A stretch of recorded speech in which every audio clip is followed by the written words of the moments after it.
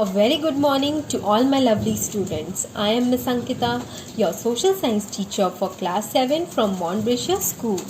Today I will be discussing about the mantle and the core. I hope that you have read about the crust which I have discussed in the previous video. So now let us continue with the topic the mantle. So please open your social science book and be ready. Now students, let us start with the mantle. Yesterday I had discussed about the crust, that is the uppermost layer of the earth, which is known as the lithosphere, where various types of rocks are present in solid form, and the important rock which forms the base of this lithosphere is the igneous rock. Then I also discussed about the thickness of the crust, that is 6 km to 48 kilometers. Then we had the discussion about composition of the crust, which is divided into two parts, that is Sial and Sima, right? Sial is the upper crust part, that is the lighter part, and it has the composition of silicon and aluminium, right? And then I discussed about Sima, which is made up of silicon and magnesium, and it is the lower part of the crust, right? And the thickness is 40 kilometers. Now, let us see about the mantle. The mantle is the immediate layer between the crust and the core. Okay, now see, this is the crust, right? And this is the core. Okay, this part. Now, mantle is between the crust and the core. That is the intermediate part. Okay, the intermediate part is the mantle. Okay, it is a layer between the crust and the core, middle part. Okay, the core has an average thickness of 2900 kilometers. Okay, the upper part of this layer is known as asthenosphere. Okay, what is the upper part of this layer known as? It is known as asthenosphere. Okay, now here there will be one change, that is the mantle. Here you have to cut core and you have to write mantle, as we are discussing about mantle, and the average thickness is 2900 kilometers. Okay, now the upper part, see this part,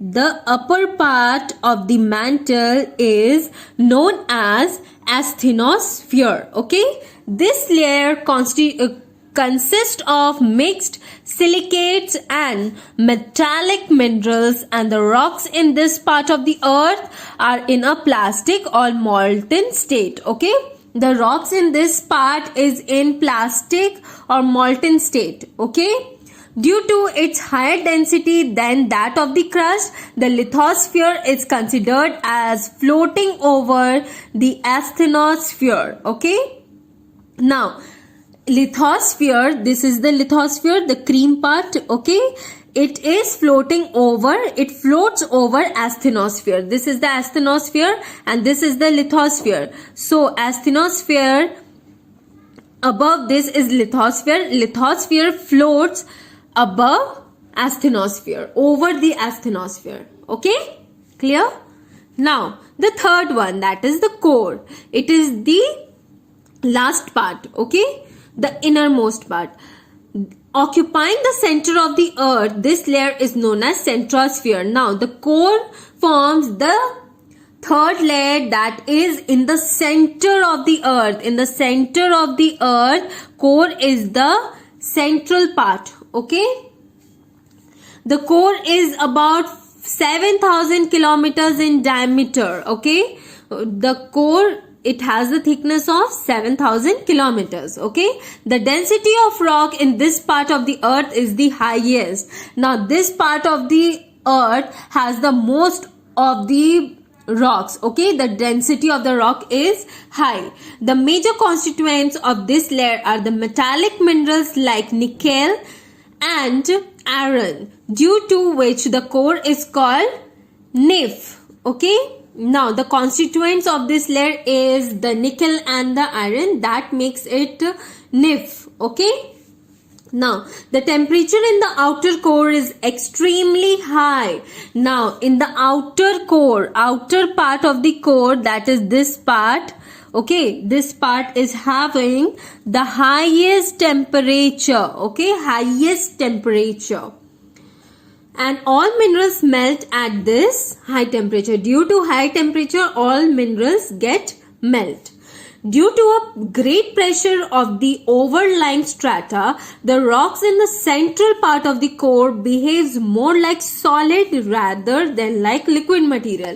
As we have seen in mantle, the more of the rocks are in liquid material, right? Molten state. But here it is more of solid form, okay? Due to the temperature, okay?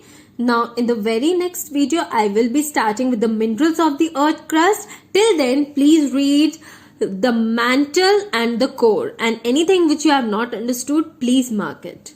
Okay? Thank you.